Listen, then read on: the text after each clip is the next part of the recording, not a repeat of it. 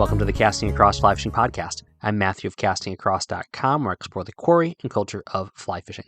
This is the 329th episode, and it's part of a series within the greater panorama of fly fishing content that is Casting Across.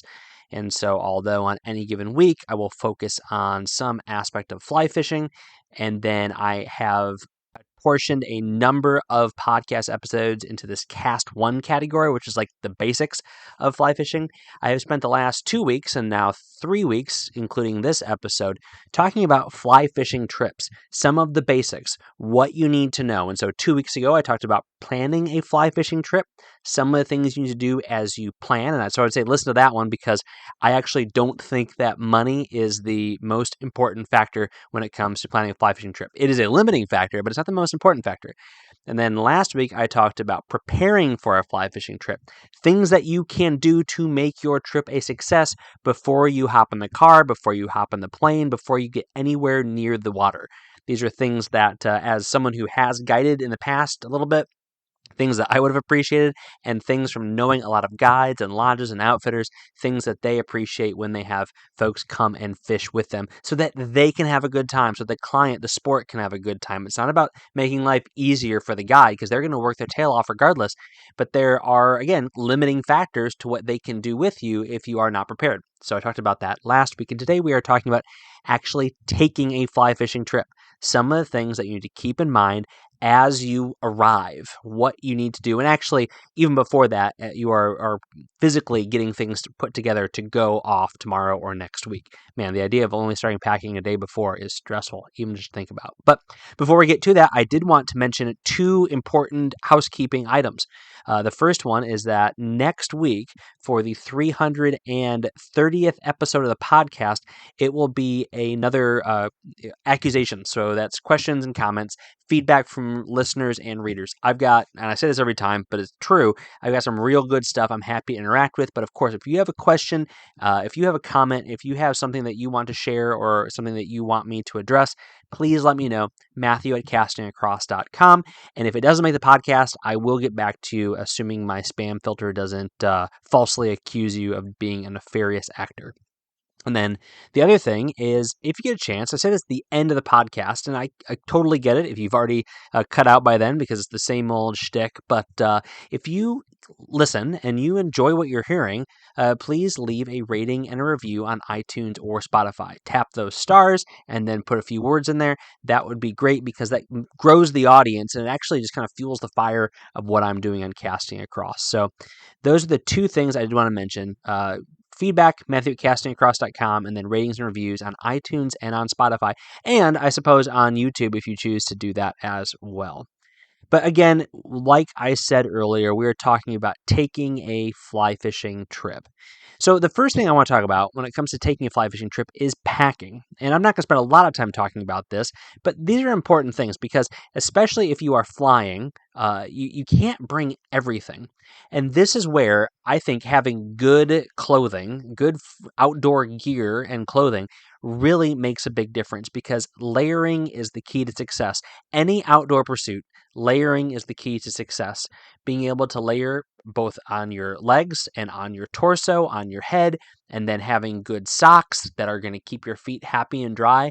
This is the kind of stuff where this really starts to matter. And it doesn't need to be exceptional. I mean, you can go to Sierra and get stuff that's essentially the same as the real high-end name brand stuff for a much, much lower price. Or you can go to Sierra or go to the LL Bean outlet or get online and find seconds. I have probably more smart wool seconds for socks than actually, store retail smart wool socks. And more often than not, it's just the color's wacky or the little logo guy is a little bit sideways. But this is the kind of thing where having good socks is very, very helpful, and having enough of them to get through your trip. But layer, having good polypropylene or wool, base layer, and then having other layers to go on top of it, and making sure things are going to go together so that you have those options. It's a fishing trip. So either you're going to be staying somewhere swanky and you'll be able to clean your stuff, or you're going to be staying somewhere where being stinky is not a big deal. And so it's better to have the right stuff than to have a lot of stuff.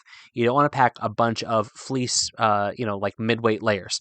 You want to bring one and then have a good layer to go over it and a good layer to go under it. And if you're going to double up on stuff, triple up on stuff if you're going for 2 or 3 days, then it's that base layer that is going to get grimiest fastest. But again, if you have high-end stuff that's antimicrobial and anti-stank, then it's going to last you a little bit longer. And if you're in the woods, you're by yourself, then that's not going to be as big of a deal anyway.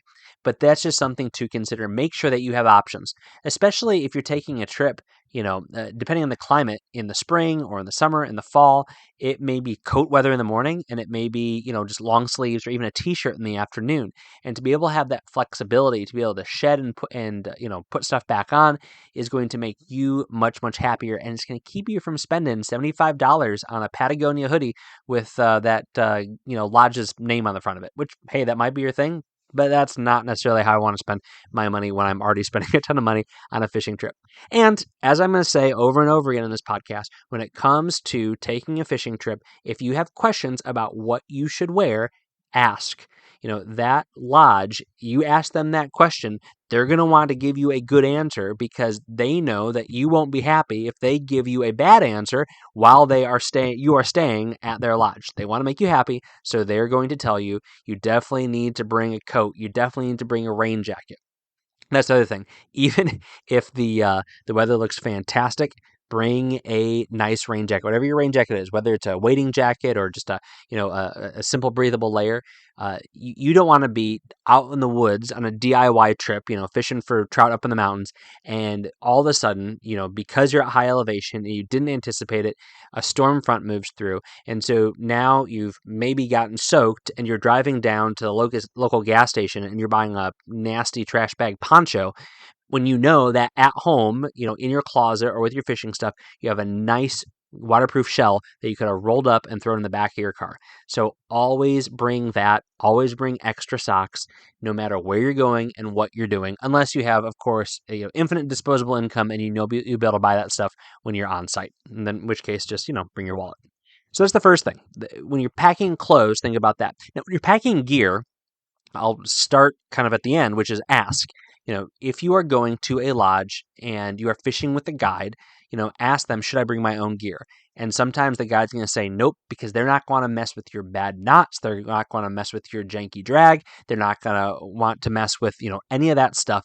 They want you to have the things that they know work.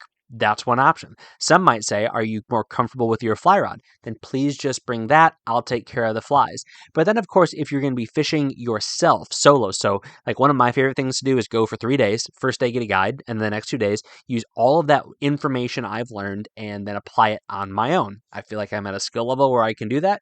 You might be there as well. And if that's the case, talk to the guide and say, hey, I know that I'm fishing with you, but I'm going to be fishing by myself the next few days. What kind of gear should I bring? And, take their advice. If they say, you know what, water's running high, you're going to need 6 weights. We're going to be fishing, bigger flies, and we need to be able to manage longer casts, and we're going to want to use that gear.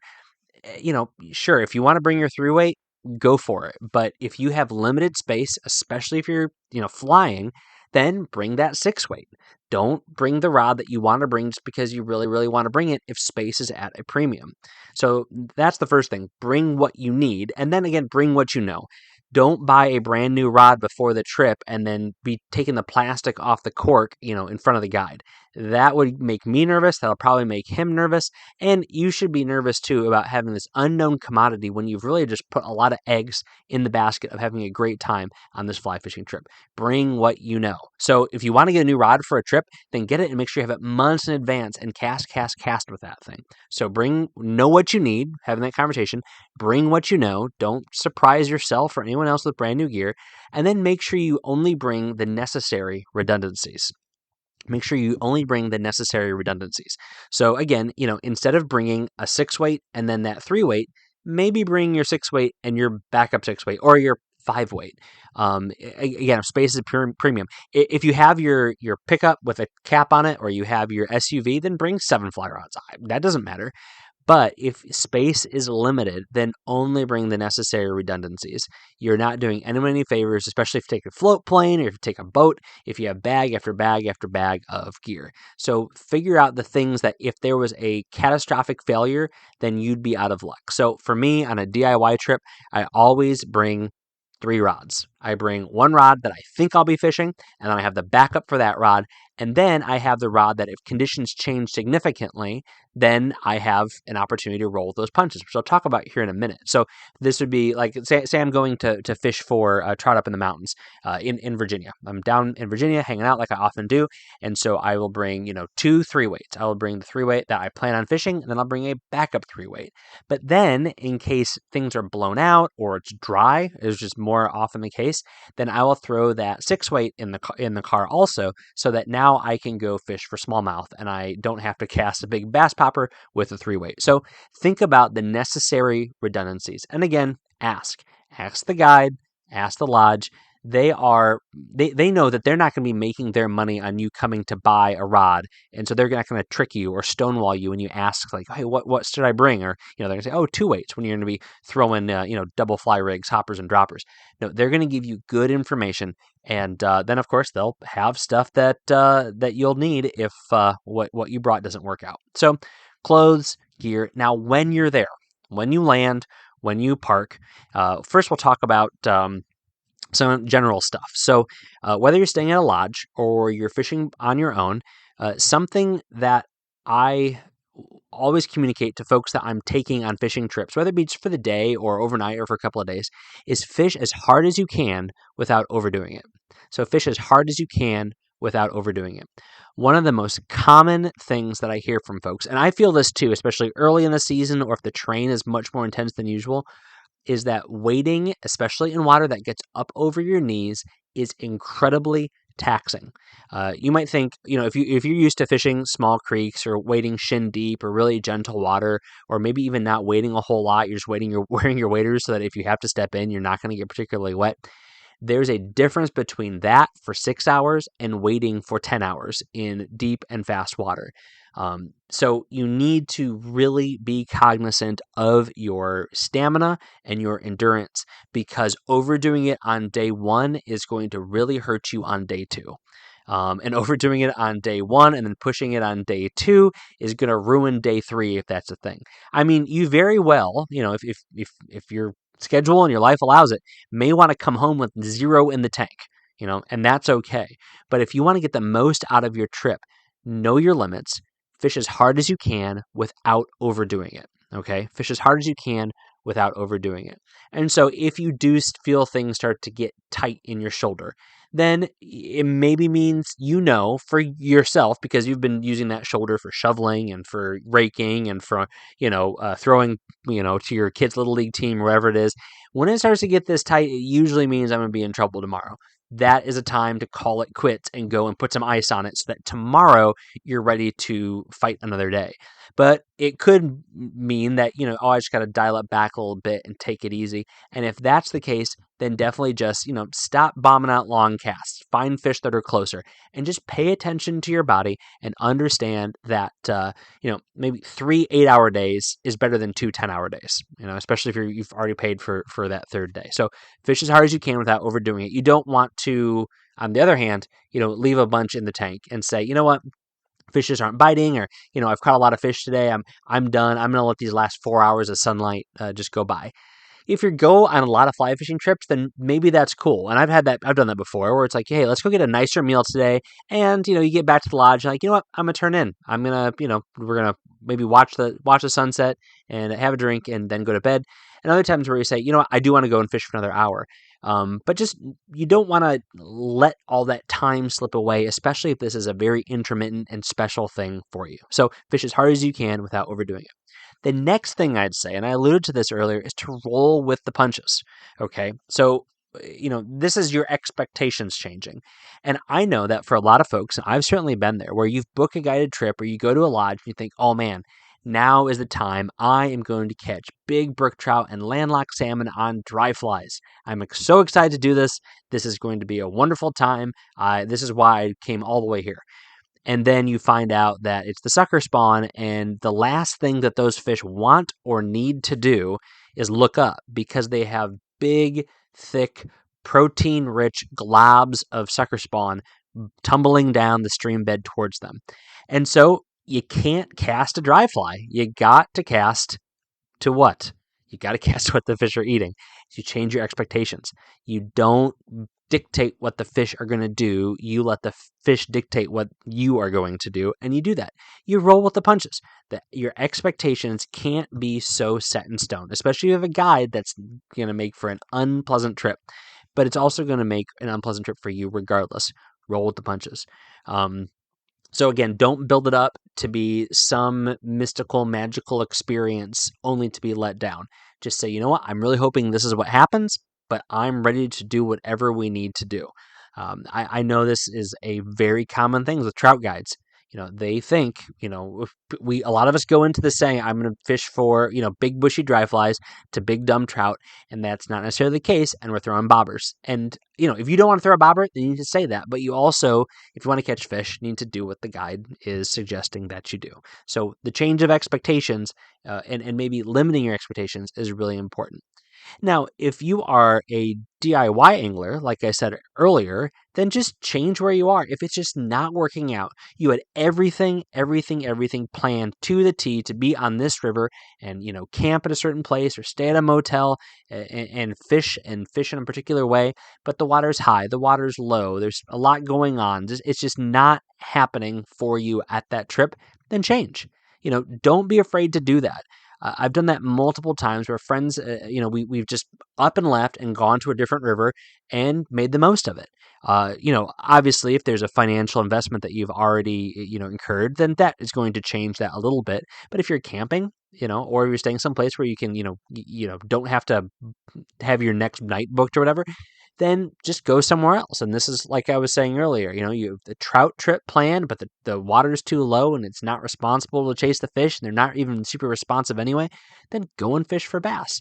And that's one of the nice things about a DIY trip is you can load up your trunk with anything and everything that you need, for this thing that you anticipate doing and the thing that is your backup. So roll with the punches, and if it's a DIY trip, have that second backup option waiting, and don't push it too hard on something that's just not working. So when you're there, fish as hard as you can without overdoing it. When you're there, roll with the punches. When you're there, take pictures, take in the experience, okay? One of the things that I've found most frustrating as I've led international trips for missions, for ministry, is folks that look at the food and look at the difference in where they are, and it is a source of consternation. Now, we're not talking about eating slugs. We're not talking about, hacking through the jungle.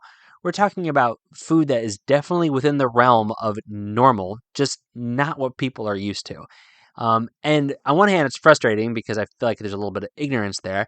On the other hand, it's kind of disappointing to me because there's so many good opportunities of just taking it all in, and doing something different and seeing something different and having a conversation with somebody who's different.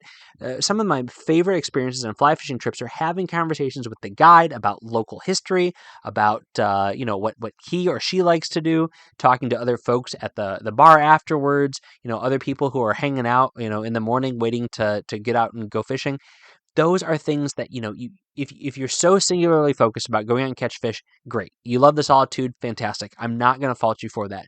But don't miss out on an opportunity for something truly special and fun and things that are going to really add to your trip. Again, that's the whole culture of fly fishing. So the core matters, but so does the culture. And along those same lines, take pictures. Now, I've found that when I look back on a trip, I don't want to see, 50 pictures of a brook trout in a net.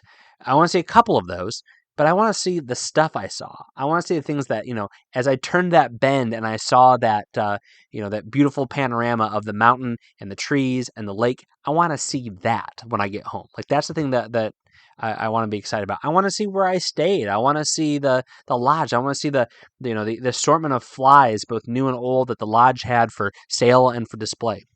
Those are the kind of things that, at least for me, I want to take that home with me, and a whole lot more than 45 pictures, 30 pictures of essentially the same fish over and over again. Those fish matter, but only the best ones are going to make it onto my camera reel.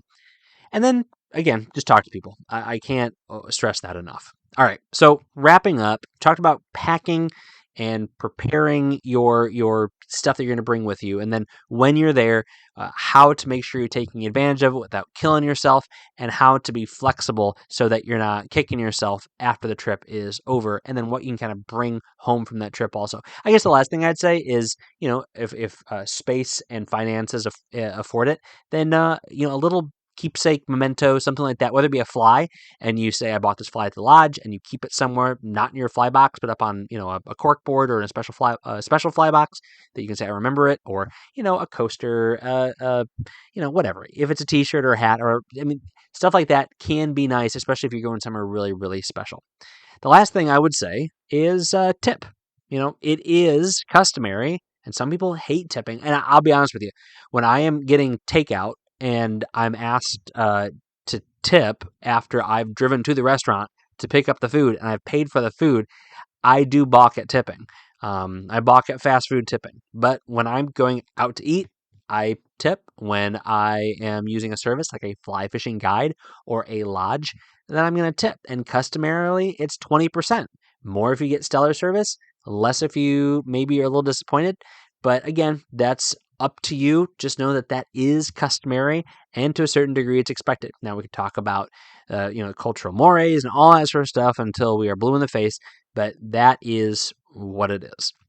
So, taking a fly fishing trip, those are some things to think about. Are there other things to think about? Absolutely. There are a lot of other things to think about, but those are the ones that I think are helpful and are the kind of things that I would encourage folks to do as they are taking especially their first fly fishing trip.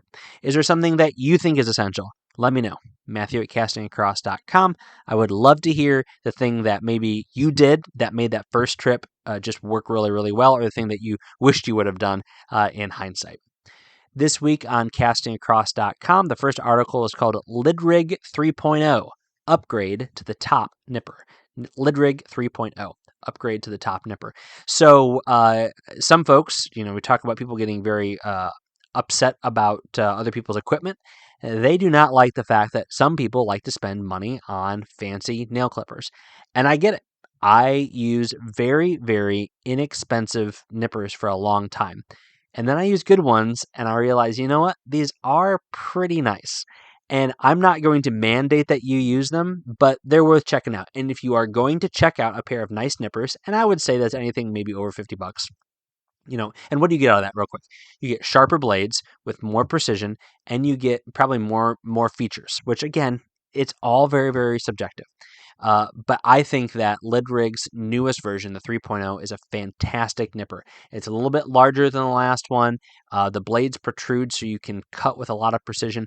I really, really like them, and so there's more details about them over on Casting Across in that article. And then Wednesday's article was called Video Read the Best Fly Fishing Books Without Picking Up a Book. And this is a book review. It's actually multiple book reviews, but it is not about physical books. It's about how you can get ebooks, maybe for free, probably for free through your library.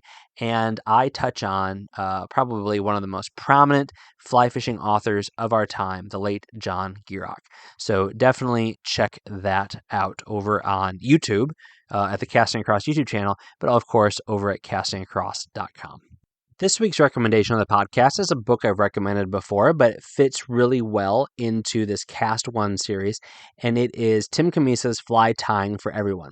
I'll be featuring this in a YouTube video along with his newer book called Tying Euro Nymphs and Other Competition Flies momentarily. Not momentarily, like in a few minutes, but down the line. But Fly Tying for Everyone is a great introductory book. I like to compare it and contrast it to the first fly tying book I had. The quality of the photographs and kind of the expectations it sets are much, much better. So I will put a link for fly tying for everyone on the podcast notes of this show's page over at castingacross.com. And I would encourage you to check it out. And of course, Tim's videos, which many of the flies he has in that book, he has a video for also. So that's very, very helpful. So you get both and which I always encourage folks when they're tying to watch the video, but then look at the pictures and and read the description, because then you get a real rich perspective on what you need to be doing as you are tying that fly. Thanks for listening to the Casting Across Fly Fishing Podcast. Please subscribe to your favorite podcast app and rate the podcast on iTunes. Then head over to castingacross.com for 3 posts a week on the people, places, and things that go into the pursuit of fish.